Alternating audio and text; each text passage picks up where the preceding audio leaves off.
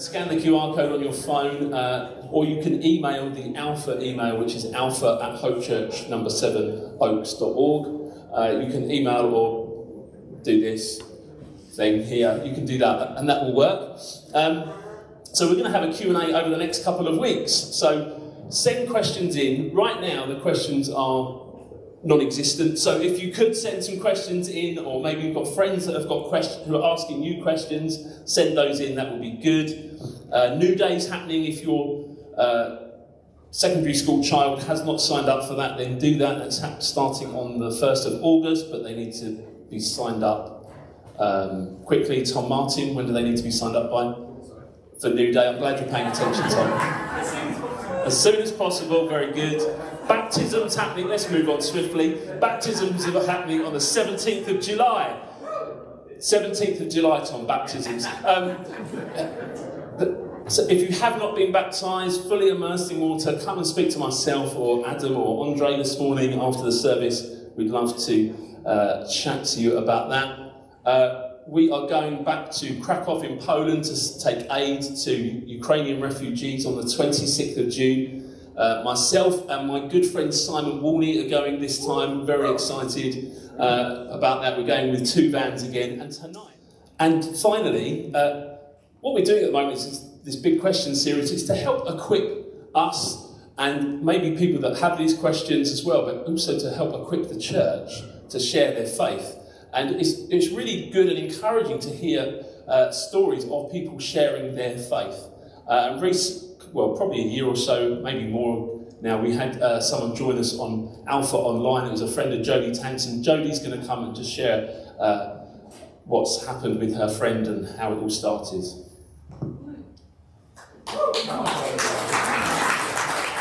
Good morning. So Charlotte is a friend of mine from university. I met her in my first year, and we were 2 of the 6 girls on our course with 50 boys, so naturally we became friends quite quickly. So we spent a lot of time in lectures and then walking to and fro from our accommodation together. So on those chats, we would often talk about life, and it didn't take long for kind of my faith to come up, just because it did. What was I doing at the weekend? I was going to church. That was kind of how it started. And then she was talking a lot about being someone who has a lot of... she's a scientist, as I was. We were studying a scientific course, but actually a lot of faith in science. And if she couldn't explain the science, or if it couldn't be investigated, then actually she couldn't quite wrap her head around it. And so it was just lots of time talking about these things, not necessarily me being particularly well equipped to talk about it in any level of detail or with any kind of intellect in the subject, but actually just the discussion and me being respectful of the fact that actually science is a very legitimate way of wanting to prove and evaluate information and finding out what you believe. That was something we did together on our course, so I think that kind of gave me some credit when I was having those conversations with her. But we then started talking about life, and she was actually going through some really hard things, and I would just listen, and maybe I'd drive and drop her home, and we would be discussing in the car. And I remember one evening I was dropping her back quite late, and she'd just been telling me all of the stuff she was going through, and I was like, I don't have the answers, but can I pray for you? And to my surprise, she was like, yeah, that'd be nice. So I prayed for her, and I just said, well, you're a scientist, just see what happens and evaluate the outcome of that prayer. And she said that she really felt a peace and a difference over her the next couple of days. And that was just the first time that she really started to feel God move, and she could really feel that for herself, and the evidence was there. And therefore, she then became more open to more conversation about it, and I prayed with her again. I invited her along to a couple of Christian Union events, which she was very happy to come to. And it was just a really nice kind of organic, natural way. I didn't really feel like I did anything that was in my own power or amazing, but it was just God giving us the moments and the time for me to say the right thing, and God putting the words in my mouth of what to say. And then COVID happened. The last 2 months of our degree was online. I was really fortunate, didn't miss too much of it, but it meant that actually we didn't get that kind of time at the end where we were able to kind of part ways and she was going on to what she was doing and I was going to what I was doing. It wasn't like that. It was just like all of a sudden I didn't see her anymore. She lives up north, or her family are up north. And so I didn't really have an opportunity to kind of follow up with it. But then they ran the Alpha online, and the beauty of it being online is that actually I could invite her to it. So the Hope Church Alpha, she came along. It was fantastic because she could just listen to start with and then start to probe and ask some questions. And through that, she really started to solidify an understanding of who God was, and that he was real and he was there. And that was amazing. And she kind of got just to the point where she made a profession of faith, which was just such an incredible witness to how God had worked in her, because I wasn't there to do it, but God had provided this platform through Alpha to do that.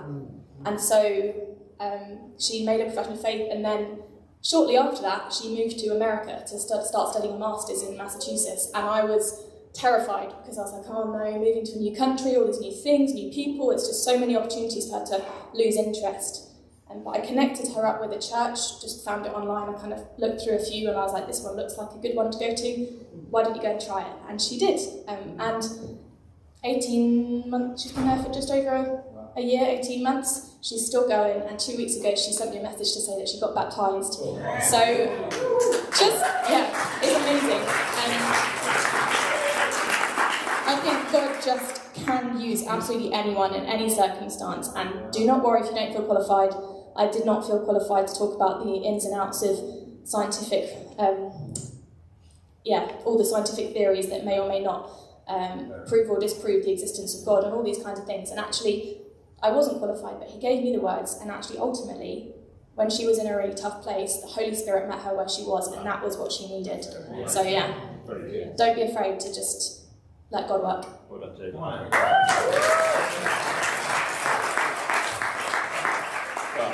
I hope you're encouraged by that story and it spurs you on just to be a good friend, a good witness to those around you.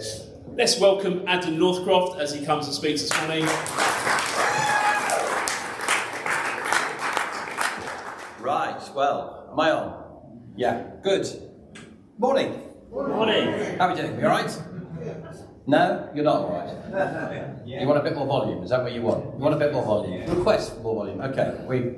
Okay, sound check over. Good. Okay, well, as you've heard from Ian, we are going to carry on with our Big Questions series. And we'll be tackling, as you know, a number of these big questions that people ask about Christianity or indeed about belief in God. And today, we are going to be looking at this question. How do we know that Jesus is real? How do we know that he was a real historic figure? And if you are a Christian right now, you've answered that question like that. And so you're thinking, oh good, I can have a little nap for the next half an hour. Well, can I just say, no, just remember what Ian has just said. The point of this series is twofold. The first point is to answer this question. So if there are inquirers who are listening online, or maybe you're here today, I am going to seek to give you real answers, historical answers, and there are very good answers I can give you there. But I think more importantly, the point of today for most of you is to equip you. Because at some point in your life, you are going to be asked this question. So did Jesus really exist then? Or somebody, you'll be having a conversation and they'll say, no, he didn't really exist. It was just a made-up thing. And what are you going to do then? Are you going to sort of shuffle your feet slowly and say, no, I'm sure that's not right, and not know kind of what to say? No, today, I'm giving you material, I hope, that will help you be effective in that conversation that is about to come. Okay? Yeah. Good. Right. Great. Okay, so let's have a look at this question then. Well, it's quite an intriguing question, this, because just a few decades ago, almost nobody asked this question. No serious scholar would have given it any time at all, because the historical evidence is just so overwhelmingly strong. And that's absolutely still the case today. If you look at the professors and the New Testament scholars and historians, the overwhelming 99.9% of them will also, even the atheistic ones, and yeah, there are atheistic New Testament scholars, would all say, no, the evidence is really overwhelming. Historical evidence is overwhelming for the existence of Jesus. So in one sense, it is a bit of a silly question. But on another point, it is a question that is being increasingly asked. It is cropping up more and more and more, particularly online. And it's a trend that was noticed by a number of people, but it was also noted by a guy called Bart Ehrman. Now, Bart Ehrman is the chair of religious studies at the University of North Carolina. And he's a prominent debater, and he's an author on some theological matters, and he's just written a whole bunch of books. And I have to say to you, this is not a guy I would normally recommend, Bart Ehrman, because he is a self-described agnostic with atheistic leanings. I think most of us just know him as an atheist, to be honest. He does not believe in Jesus. He does, that he was the Son of God. He doesn't believe in miracles. He doesn't believe he rose from the dead. Normally, in the theological debates, this bloke is on the other side to you and me.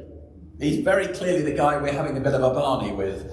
But on this one matter, did Jesus historically exist? We're absolutely on the same page. So Bart Ehrman says this: it is striking that virtually everyone who spent all the years needed to obtain all the necessary qualifications is convinced that Jesus of Nazareth was a real historic figure. And it's quite funny. I've been listening to a number of professors online, and I've been listening to some of their theological sermons and talks that they do. And some of them are really fed up with the silly questions about Jesus that keep cropping up. They really find it irritating. And they often list the stupidity that people say, yeah, Jesus was married, or Jesus had, a villa overlooking Lake Gennesaret, something daft. And they go through them and they just sort of laugh at them. And there's this one guy called Paul Meyer, and for 50 years he was professor of ancient archaeology at West Michigan University. And he was asked this question: so, have you heard about this thing that people don't think that Jesus is a real figure? What do you think of that? And his answer was rather more pithy, but he simply said, idiocy.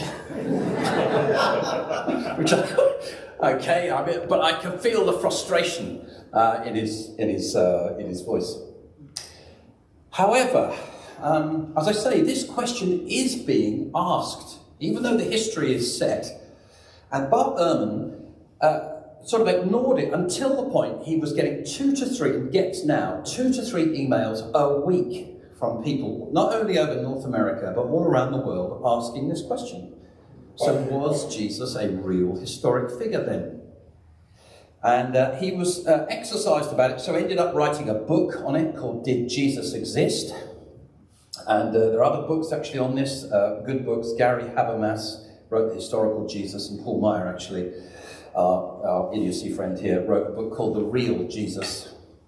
So Bart Ehrman is getting all these questions, and he's thinking, this is really peculiar, because I know that the history is so clear. So why are we getting all these questions questioning whether Jesus was a real figure or not? So he decides, I must look into this. So he starts to compile. And he looks in, and what he finds is there is a huge amount of information out. It's quite a sizable body of work out there where people are committed to promoting the idea that Jesus is not real, that he is a myth. In fact, there is a group of people now called mythicists. Mythicists, I think it is. And they are a group of people they held a conference the other day, and they're committed to the idea that Jesus is a myth. And they are determined to prove that this is the case, despite the fact that the evidence is pointing in the other direction. And Bart Ehrman actually issued a bit of a warning. He said, even a quick internet search reveals just how influential such radical skepticism has been in the past, and how rapidly it is spreading even now. And he then added this. He said, many of them are remarkably militant and are remarkably adept at countering evidence that to the rest of the civilized world is compelling and even unanswerable. So Christians, we need to be aware. This question is coming up. It is intentionally being asked. So we have to be equipped to some degree.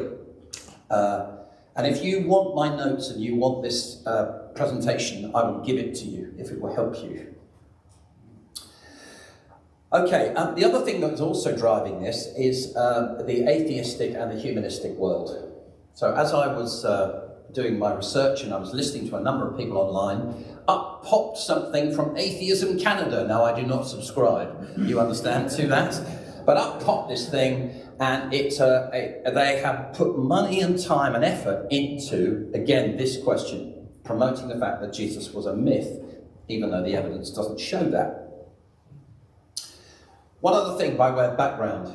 This question, did Jesus really exist, was first asked in the 18th century.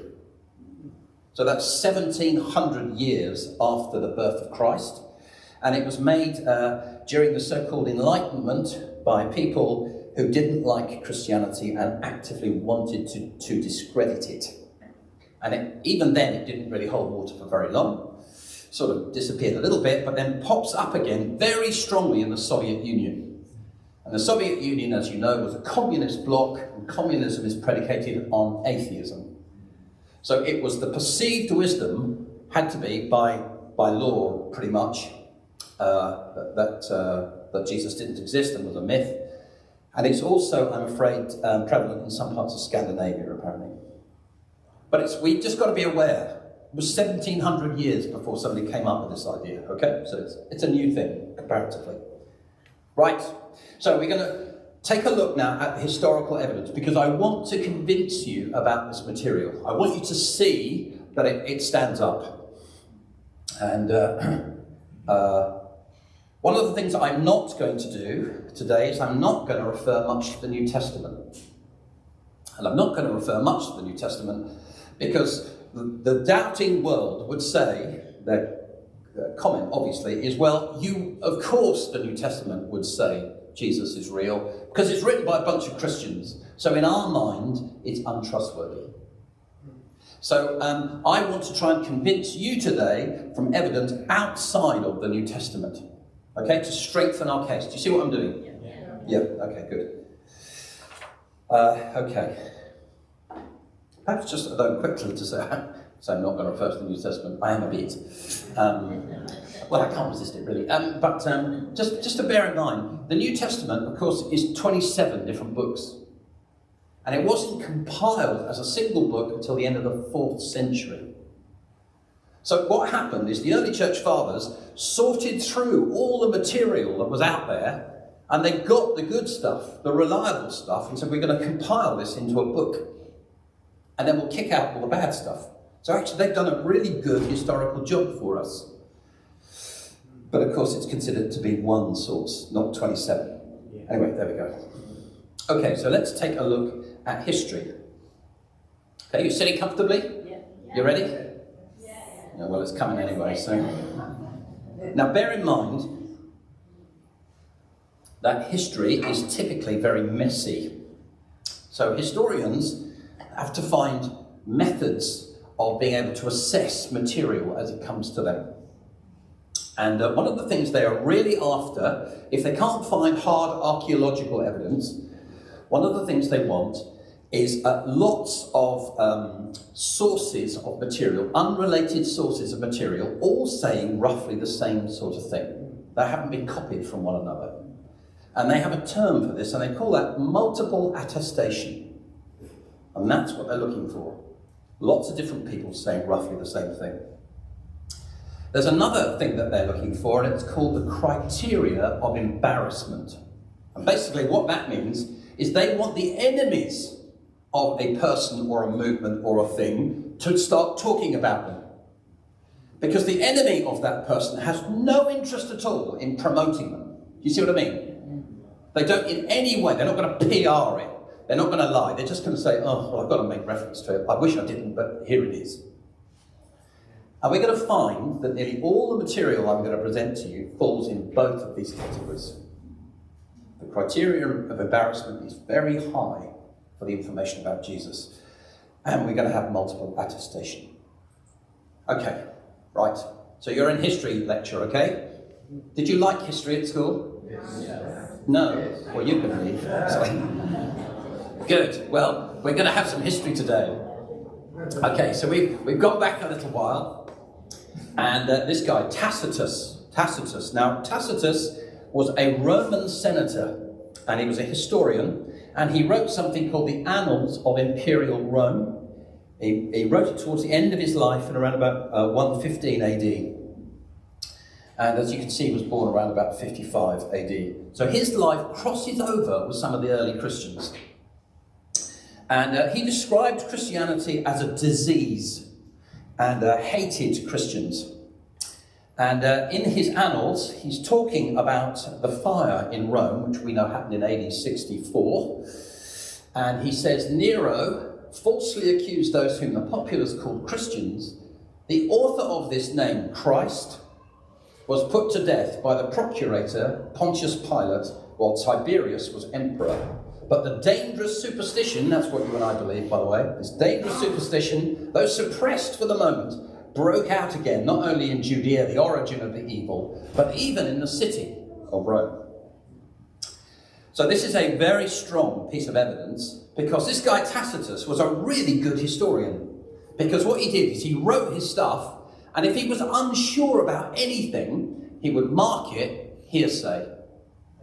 In other words, he would say, I've heard this is true, but I'm not 100% sure. This is not marked hearsay. So we know a really good historian is marking it and saying, no, I'm referring to this guy called Christ, who I know was put to death by Pontius Pilate. And bear in mind, as a senator, he would have had access to imperial records. Okay, so you're right? Because that's only the first. We've got a few to go through, yeah. Next guy, Suetonius. Another Roman historian. And he was chief secretary to the Emperor Hadrian. And he also had access to imperial records. And he wrote a book called The Life of the 12 Caesars. And as you can see, what he's written here is, because the Jews at Rome caused continuous disturbances at the instigation of Christus, Christ, he, Emperor Tiberius, expelled them from the city. Now, this is really interesting, because in Acts 18, we have a reference to a couple called Priscilla and Aquila, absolutely. And what happens to them? They are kicked out of Rome by the emperor, because he has demanded, the Bible tells us, that all Jews leave Rome. So now we have two bits of information joining together. What Suetonius is saying and what the Bible is saying. Two different sources are absolutely the same. So we understand this is good history. And he is referring to who in this? To Christ. To the reality of Jesus Christ. He also then goes on to refer again to Christians who were tortured by the Emperor Nero, and he says, after the Great Fire, punishments were inflicted on the Christians, a sect, he describes them, professing a new and mischievous religion. That's us. He would not have enjoyed being here this morning, this guy at all. So that's Suetonius. Josephus. Now, Josephus, again, not a Christian. He was a Jewish man and a Roman. He was the court historian for the Emperor Vespasian. He wrote this 20-volume history called the Antiquities of the Jews. And this is a reference that's made in volume 18. Now, I just need to, in all fairness, need to say to you, there's been controversy around this passage, because it seems that a monk somewhere down the line decided this wasn't quite strong enough, so he was going to add a little bit of extra and say, Jesus definitely was the Messiah, and he was definitely, this all... And it's the sort of thing that a committed Jew would not say. So it kind of fell into a little bit of dispute. So the textual criticists started to work on it, and they worked out what they thought had been added. And they stripped away all of that stuff and kept the original. And then in 1972, the marvellously named Shlomo Pines was working in the Hebrew University on an ancient Arabic document. And they were really interested because he mentions the name Josephus. And this guy in this document quotes chunks of Josephus, including the original passage. And the passage that they worked out, textual criticism, and the passage that we found from the original were almost word for word. Wow. So it seems that what you're reading here is the genuine article. So Josephus, and bear in mind, born in AD 38, so really quite early. At this time there was a wise man who was called Jesus. His conduct was good and he was known to be virtuous.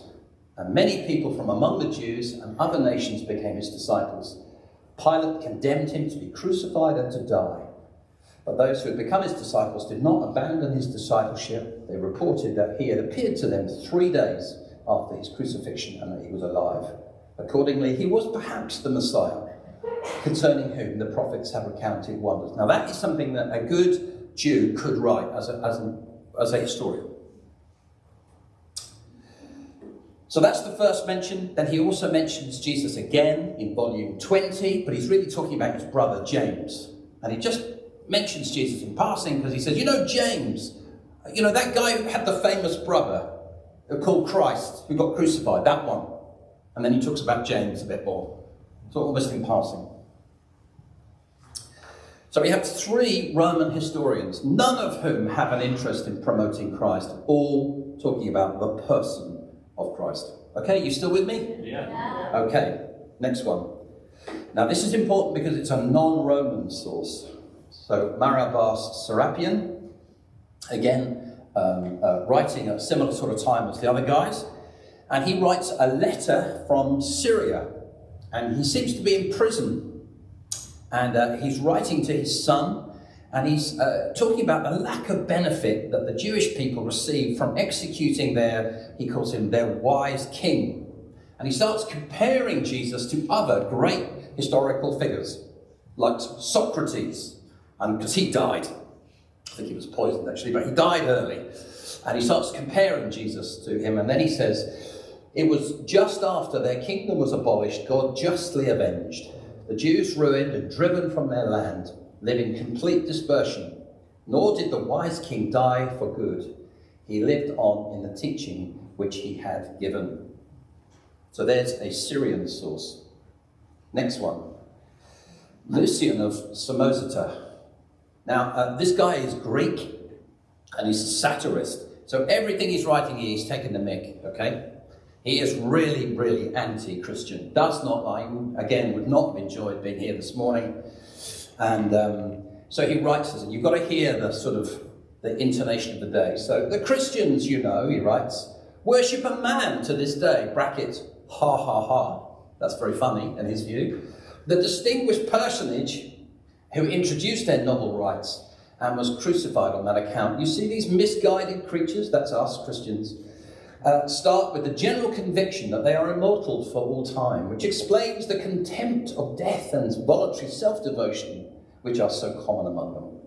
And then it was impressed on them by their original lawgiver that they are all brothers from the moment that they are converted and deny the gods of Greece, which I think is probably the thing that's upsetting him a bit, and worship the crucified sage and live after his laws. Next one. The Talmud. So the Talmud is started to be written around about AD 70. And it's actually, at least a couple of books, really.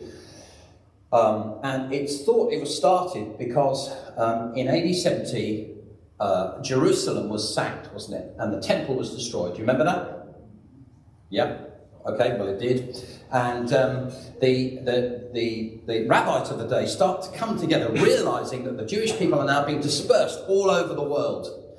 And they do, for the first time, they start to write down something called the oral law. So that's oral teachings. Remember that Israel has quite a strong oral tradition. And they start to write stuff down that they've been teaching in their synagogues. Because they think, if we don't write this down, it's going to get lost. So they start to write stuff down. And in the context of writing this down, they refer to Jesus. And they refer to him as being a sorcerer or a magician. We might know it as a miracle worker. They refer to him being killed on the eve of the Passover and also as having disciples. So yet another reference Last one we're going to look in detail. Hang on with me, okay? I know it's a hot day. This guy, marvellously named Julius Africanus, and he was writing in 221, which is quite late, but he's referring to a work of a guy called Phallus, which was believed to be written in AD 52, so very early, arguably written before some of the Gospels. And this guy Phallus has written a history of the Eastern Mediterranean world from the Trojan War right up to his current day. Unfortunately, this work is lost, been lost to time, and we only know it's there because other people have referred to it. And this is one of them. And Julius is having a bit of an argument with Phallus because he's basically saying, look, Phallus has claimed that this darkness that happened when Jesus was crucified, all of that was, he said that was a natural cause. But it can't have been a natural cause because eclipses of the sun don't happen when the crucifixion happened, because it's the time of the full moon. And so he's having a bit of a technical conversation, really. But he's clearly indicating that Phallus has been writing about the death and the resurrection of Jesus Christ, an actual person. Okay. Right, there are a whole bunch of others that we could look at, which we're not going to today. But I hope you can see, even from the material that I presented to you today, that we have multiple attestation, don't we? We have Roman, Jewish, Syrian and Greek sources. And we have lots of criteria of embarrassment, don't we? Most of those people are not believers and they don't like Jesus. What can we tell then? What can we tell from the material that we've looked, okay? Non-biblical material. What can we tell about Jesus? What does this show us? It shows us this, that he existed,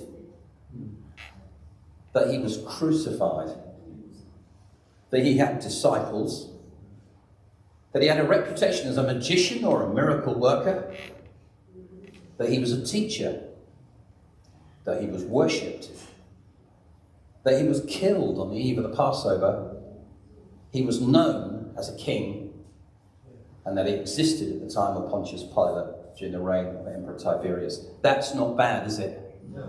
That's not bad. We're not referring to the Bible. This is all the historical material we have gives us this picture of Jesus Christ. Well, we know all of that because it's confirmed by the scriptures. Do you see why this is such a strong area?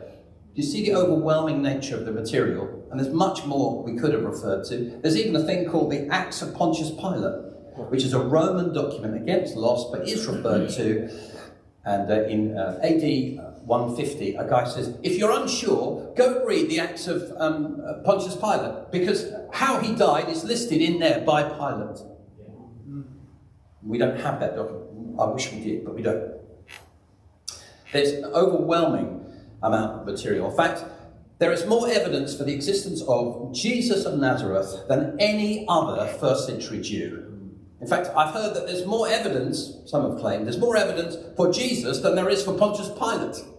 And he was the Roman governor. Yeah.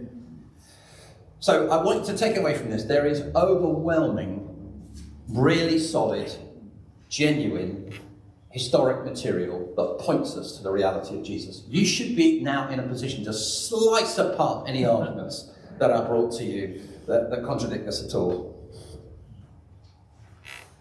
Okay, bear with me. Just a couple more questions I'd like to answer. So these are some of the other questions that the opposing view likes to ask. Okay, I'm just giving you the information. This is what they want to do. They say, so why is there so little archaeological evidence for the existence of Jesus? Why isn't more written at the time of Jesus' life? And aren't the accounts of Jesus just based on earlier stories sort of concocted from other religions? They pulled out bits from Mesopotamia and Egypt and goodness knows where else, shoved it all together and made it up. That's the claim. Right. Let's go through this fairly quickly. First one, why is there so little archaeological evidence for the existence of Jesus? Right, well, that makes it frustrating, isn't it? Jesus didn't own very much, did he? No. And all his disciples were poor, weren't they? Yeah. So archaeological evidence in the ancient world is left by who, generally? The rich, the powerful, the successful. They are the ones that build castles or temples or palaces or mint coins with their face on, or they have the posh tombs, don't they? Like in the Egyptians' case, very posh tombs, and that's how we know what they are. The poor don't have any of that, do they? No. So I don't really understand the question. What do you mean by archaeological evidence? What are you hoping for? Jesus didn't build temples. So I think it's a really non-starter as a question for me. Second question then that's thrown at us is, well, why didn't more people write about him during his actual lifetime? Okay. Could people read and write generally in the ancient world? No, there was mass illiteracy. Did people, when they wanted to communicate, tend to write to each other? No, they didn't. If they wanted to talk, particularly in an oral culture, which we've got in Israel, if they wanted to tell someone, they would tell them. They wouldn't write. We picked up a kind of 19th, 20th, 21st century idea, oh, well, you just send him an email. I mean, wake up. No, they didn't do this. I guess the question could be, so why didn't the Romans write more about Jesus if he was this miracle worker? Why weren't the Romans saying, oh, yeah, wow, this amazing guy? Right. Well, the Romans generally weren't bothered about Jesus. That's the truth. He was just another one, as far as they were concerned, that was claiming to be a Messiah who claimed to be able to do miracles. He's a sorcerer. We've got plenty of them. Loads of people in Israel claim to be a Messiah. What's all that about? Romans were attracted to power and success. If you wanted a name in Rome, you would go and kill lots of people, like Julius Caesar. You'd go off to Gaul and kill 1 million people. And then he came back and everyone was thrilled about it. They were. They would hold up banners saying, isn't this guy great? Look, he's killed 1 million people. Very different culture to our own. Just extraordinary. That's who they were attracted to, not a criminal who died on a cross. Why did they write about him? Jesus wasn't stopping taxes. He wasn't leading a revolution. Fine, let it be. They're not bothered about him at all. So why would they be writing about him anyway? Last one. Are the accounts of Jesus... Now, this is quite a big one that people like to go on about. Are the accounts of Jesus based on earlier stories from other religions? People have gone to a lot of work to try and prove that this is the case. The claim seems to be based on a work called The World's 16 Crucified Saviours, written in the 19th century by a guy called Percy Graves. And there have been other books that sort of come out of this. But that's when he makes the claim, well, no, the life, death, resurrection, ascension of Jesus is just a mishmash of other stories. Well, Bart Ehrman looked into this as well. And he thought, well, what I'm going to do is I'm going to look up all of these old stories. Who are all these? And so he looked up Horeb and Isis and Mithras and all the other sort of ancient gods that apparently exist. And his conclusion was, they are totally different. He said this, there are serious doubts about whether there are, in fact, dying, rising gods, that was the claim, in the pagan world. And if they were, whether they were anything like the dying, rising Jesus. And the answer is probably no, there are not gods like that. So he felt it was a really empty claim. Okay, I hope that's helpful. I appreciate there's been a lot of material in that. But again, my objective here is to try and give you something. I hope you can remember one or two things that will just help you to answer that question. Lastly, if you are here or you're watching online and you really do have questions about Christianity, you're somebody who's genuinely seeking and you want to discuss them, can I urge you again to come along to Alpha? It's been mentioned already.